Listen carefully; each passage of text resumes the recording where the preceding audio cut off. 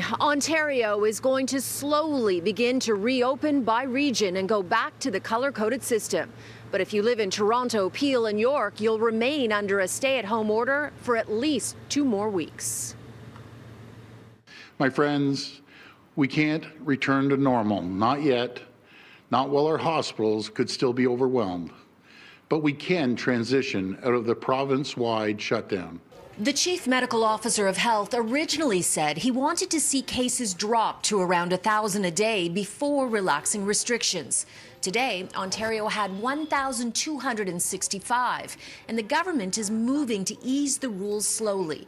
As of this Wednesday, these 3 public health units with low COVID case counts, Hastings, Prince Edward, Kingston, Frontenac, and Lennox and Addington and Renfrew County, will move out of the stay-at-home order and into the green prevent, which will open up much of their economies.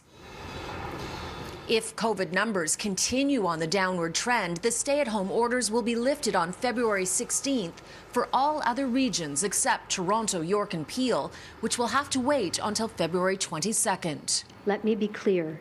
Ontario's emergency orders will continue to be stringently enforced. It's likely the GTA will move from stay-at-home to grey lockdown on the 22nd, but there will be new rules for shopping if and when that happens. Unlike before, non-essential retailers will be able to open for in-person shopping at 25% capacity. The same goes for big box stores. Grocery stores can open at 50% capacity.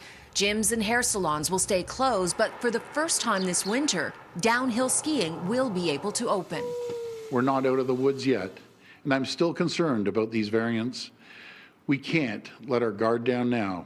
Faster spreading variants are the wild card here, so the government is wielding a new tool. It's calling it an emergency brake. If a region sees a spike, it could immediately go right back into lockdown.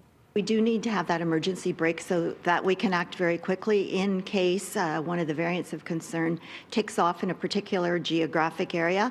Epidemiologist Colin Furness says the so-called emergency brake won't stop a 3rd wave from coming. I think we need to understand very clearly that air travel has brought the contagious variants into the community. They will dominate. That's inevitable. When the 3rd wave hits, end of March, beginning of April, we're going to have to close some things down. So I think it's really important that we understand that. And then when we close down, it won't have to be for long because then the weather will improve and we'll have more vaccinations. So the end is still in sight.